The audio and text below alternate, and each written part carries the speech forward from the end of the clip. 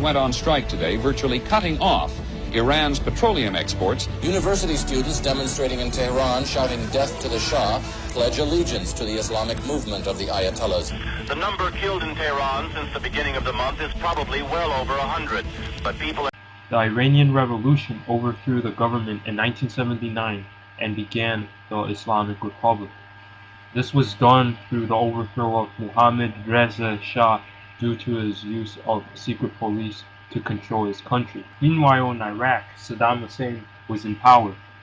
Factors that led up to the war was territorial dispute over the Shat Arab, the waterway boundary between the two countries, which was used for merchant ships, transportation, and Saddam attacked because he did not want another revolution occurring in, so he wanted to stop this influence before it reached his and make him get overthrown. They also attacked because Iran is a oil-rich country and wanted this source as their own.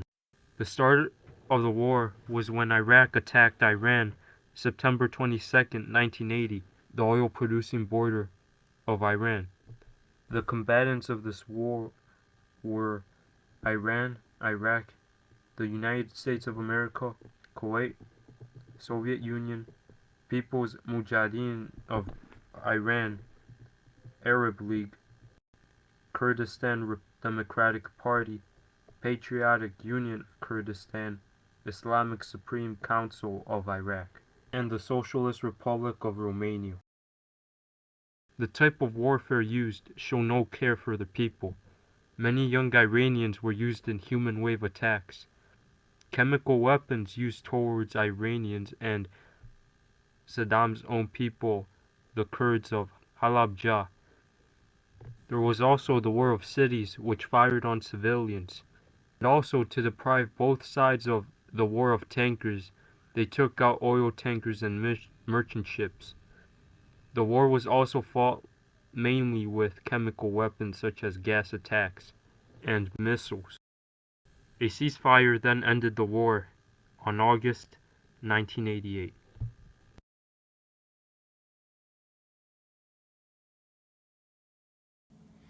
There was a time in history when the U.S. viewed allies of Iran as bad. The United States also cut off supplies for the war that were being sent to Iran. President Reagan removed Iraq as a known terrorist country. The NSA told the United States whatever was necessary and legal to prevent Iraq from losing the war. The U.S. approval allowed Iraq to purchase tools, computers, metals, chemicals, instruments for the use of chemical and nuclear weapons. They also used satellite images of where to attack the enemy. The war also violated the Arms Export Control Act by secretly allowing Jordan, Saudi Arabia, and Hughes to bomb Iraq. The U.S. Defense Intelligence Agency helped Saddam Hussein with battle assistance and battle debriefings as well.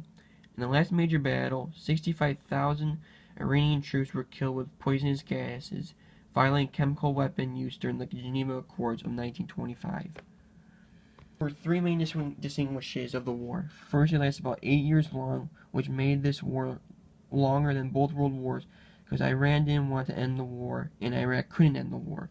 Second, the war was asymmetrical because both sides were exporting oil and purchasing military imports, while Iraq was well supported by Kuwait and Saudi Arabia by giving them advanced weapons and expertise on a much larger margin than Iran. Third, it had three modes of warfare, absent in all wars since 1945. Indiscriminate ballistic missiles attacks on cities by both sides, but mostly by Iraq. The extensive use of chemical weapons, mostly by Iraq.